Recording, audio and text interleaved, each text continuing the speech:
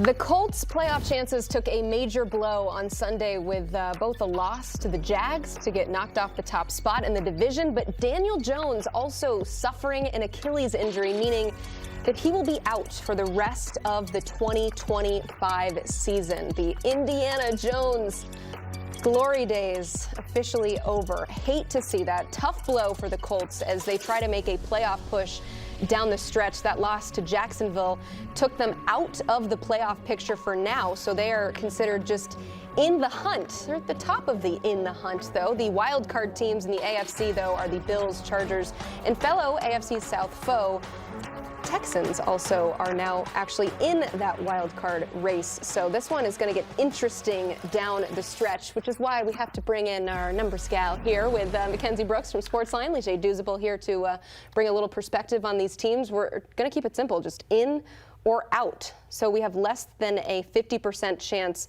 for the Colts to be in this thing. They've lost 3 straight. They've lost their quarterback. How do you factor the quarterback conundrum when you're putting together their chances to make the playoffs? Yeah, you know, this still would have been over a 50% chance with Daniel Jones still here. Now that he isn't here, it is going to be under a 50% chance. Shout out Riley Leonard for being the only Notre Dame player still playing football, making it through January. So at least somebody's playing for them.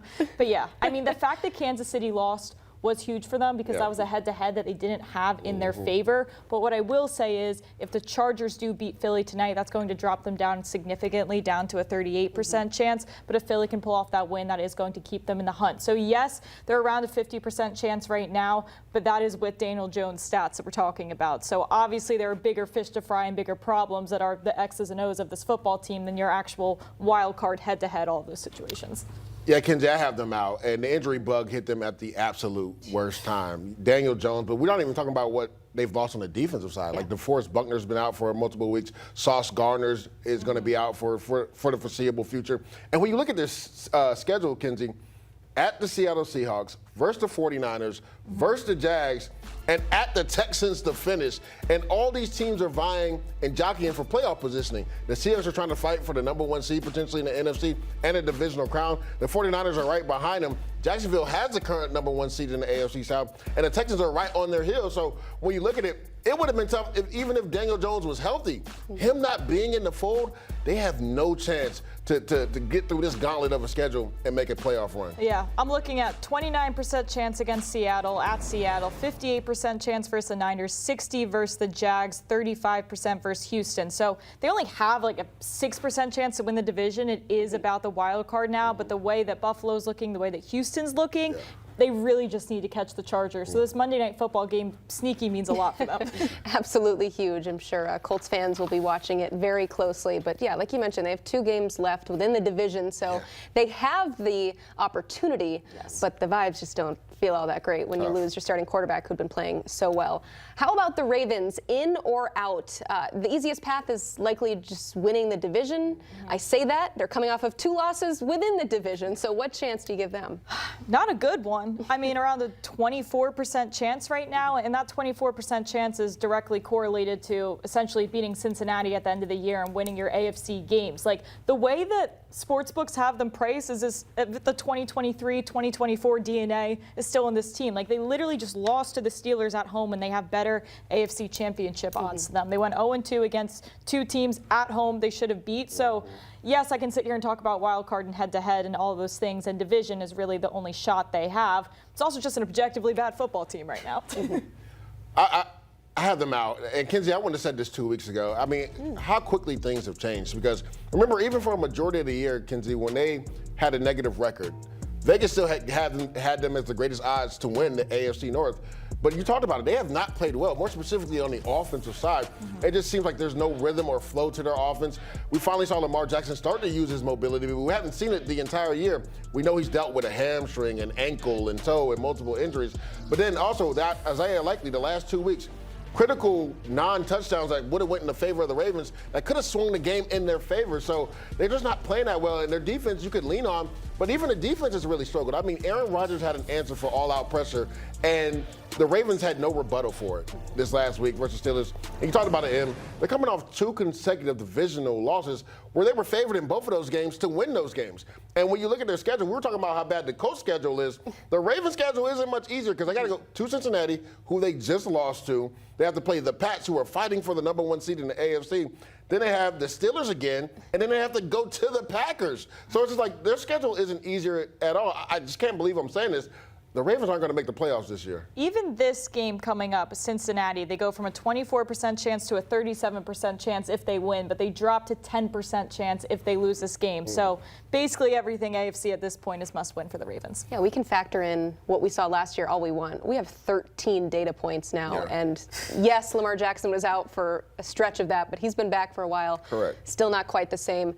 The big question that everybody wants, in or out Chiefs? Losing to the Texans certainly did not help. So what percentage do you put the Chiefs at to make the playoff? Not a very good one, Emily. I mean, we talked about it with Houston. If losing to Houston, that dropped them to a 9% chance. Now, if they lose another game, if they lose this weekend, that drops them to a 4% chance. And now, not only do you have to win out, that's winning, that's a 26% chance just to win out. It's objectively hard to win out in the NFL. You also need either Chargers downfall, you need a Colts downfall, which looks a little bit more likely, but I think they're at 0% chance by the time Christmas Day comes around. They're hanging on by a thread, but I would essentially call them out.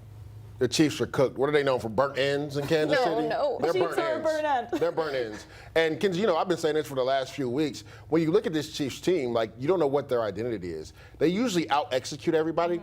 They haven't done that this year. It's been the total opposite. We saw Rashee Rice with a pivotal drop on 4th down. Travis Kelce with a drop that turns into a pick that essentially closes out the game for the Houston Texans. When you look at it last year, 11-0 in one-score games. 1-6 this year. Shout out the the other total end of the bell opposite. curve. Exactly. The total opposite this year. And when you look at it, if Patrick Mahomes isn't Superman, they don't have a chance in games. Even their defense, who actually played really well versus Houston Texans, hasn't been as dominant as we're accustomed to seeing them. Now, we finally saw Chris Jones take over a game, Carl Loftus come off the edge, but for majority of the season, neither one of those guys were heard from consistently. So when you look at this team, they're just not a playoff team right now. I don't think they have a chance again because say they do the unimaginable and go undefeated. Who do they own head-to-heads over? Nope. Right? Yeah. Nobody, except for, you said, the Colts, Indianapolis. Indianapolis Colts, they have one more game versus the Chargers. Right. But the Chargers already got one win on them. So when you look at it, I think if the Chargers just win 1 or 2 more games, they're going to get in before the Kansas City Chiefs get in. 10-7 is not guaranteeing you to get in, especially when you don't own any of the tiebreakers over the teams you're jockeying to get a wild card spot with. Yeah, I mean, they literally, if the Chargers beat Philly tonight, that cuts them in half to a 4% chance to make the playoff. And then they also have to beat the Chargers the next week. And Correct. if they lose that game, they're just dead. So I'll call it dead, but I know there's always a chance with Patrick Mahomes. It's over. Burnt 0% ends. chance to win the divisional for those keeping track. Burnt ends. Yes, that is the streak of AFC West titles is now over. So we'll get a new division winner for the first time since 2015. But will we see a playoff without Patrick Mahomes? Correct. Find out. I believe Maybe so. after the next game when it drops to 4%. But Chiefs fans will tell you there's still a chance there. How about the Lions? You put it at over 50-50 for them to still make the playoffs. The win over the Cowboys certainly helps keep them alive at 8-5. Right. So their 53% chance right now is basically correlated to their 53-ish% chance to beat Chicago at the end of the year. Like this race to make the playoff, it's just them in Chicago. Pretty if much. you are the Lions, right? You have the head-to-head over them. You have the Packers who beat Chicago. You were the biggest Packers fans this weekend. Those were your best friends. So that was an absolutely pivotal part for them. The two of them are just in their own world. But on top of the numbers, they show that they can win games without Laporta and with the injuries they have. That was also huge for them just in our power rankings in general. So they're one game behind Chicago, but with the head-to-head, you can essentially just call them tied right now. So I think it looks pretty good for them. Now that I've seen them play without Laporta and see them play the way they did against the Cowboys, I think this is a team that's worth betting on. That was at home, though, Kenzie. Let's not forget, where's Week 18 at? In Chicago. Yeah. Inclement weather, right? That has always been the knock on Jared Goff. And let's not forget, coupled in there, they still have to play the LA Rams this week coming up. And the Rams are vying to be the #1 seed in the NFC. I said last week that I thought the Lions were done after they had consecutive losses. They ended up pulling it together and beating the Cowboys. But I still think it's just too big of a mountain to climb, right? I think that Chicago game is going to be the determining factor in Week 18. Say they do lose to the Rams. I could see Chicago losing another 2 games, and it could be the play-in game in Week 18.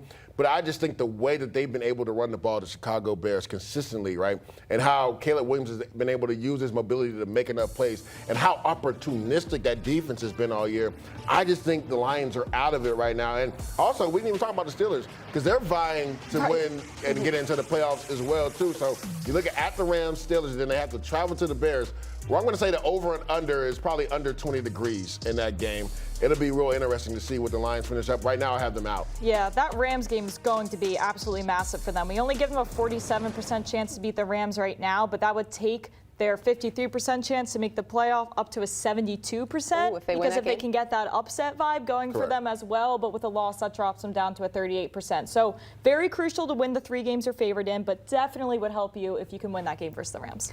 Based on the quality of teams, making that pivot from the NFC North to the NFC South is a challenge, but I'm going to do it anyway because we got the Panthers who are tied with the Bucs for the lead in the NFC South. Still 4 games remaining. The Saints did the Panthers a huge solid yesterday. Yes. What percentage chance do you give them to get in the playoff? So their chance relies on winning the division, right? They're 2 games out of wild card here. Now we give them a 24% chance to win the division, which is basically a 24% chance to beat New Orleans and then split with Tampa Bay. Splitting, obviously going 2-0, that's basically just going to give you your divisional winner, but just splitting there and then beating New Orleans still keeps them in this race completely. It really just comes down to obviously them and Tampa Bay. Tampa Bay does have maybe the slightly easier schedule coming up, if you want to call it that way, and you look at the way odds makers are implying it's 70-25 right now, Bucs versus Panthers. So that schedule is going to be interesting. The Panthers do have the Miami Seahawks. game.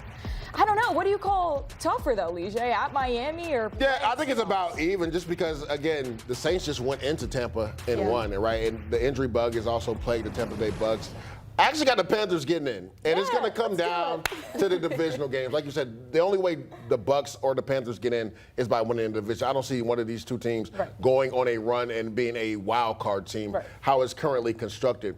And when you look at it, Tampa Bay's kind of been going in the opposite direction. Losers of 5 out of the last 7, where the Panthers actually been playing well the last couple games. Now, the thing is, they've been Dr. Jekyll, Mr. Hyde. They look like world beaters one week, and then they lose to the Saints at home the next week. My notes literally say they either rock or they suck. Yeah, so it's just like no in between. If you're the Panthers, you had a bye week, a major win versus the Rams right before the bye. You get J.C. Horn coming back, some other players coming back off the bye. The vibes have to be high. We were talking about the money earlier with the Eagles. Hopefully the vibes are high with the Carolina Panthers, and they can be more consistent because they have a potent run game with that 2-headed monster in the backfield. And if Bryce plays like he did versus the Green Bay Packers, like he did versus the Rams, like he did versus the Atlanta Falcons, look out because the injury bug has hit Tampa at the wrong time. Yeah, I'm looking at Carolina now. They're 36% chance to beat Tampa Bay and then 27 at the end of the year at Tampa Bay. But you know, if they continue to play better, obviously their rankings, their power rankings going to get better, so those numbers could change. But this team is a model's worst nightmare. Like, whatever Bryce Young is averaging his passing yards, he's never actually hit that number because he's either here or here, and that's why you type in the numbers and the computer just gives the shrug emoji. I don't know. We actually don't know what we're getting this week. The funny thing is, Kenzie, when you look at it, say they were able, because they've been really good at home, to beat the Seahawks. And when you look at it, and they do split with the Bucs, that tiebreaker, because remember, they beat the Rams and the Bucs didn't. That could really pay real dividends if they're able to beat the Seahawks at home, the Carolina Panthers. But again, Seahawks are one of the better teams. It'll be interesting to see how the Carolina Panthers come off the bye. Oh, yeah, that NFC South race is getting real interesting down the stretch. Will they finish above 500? No.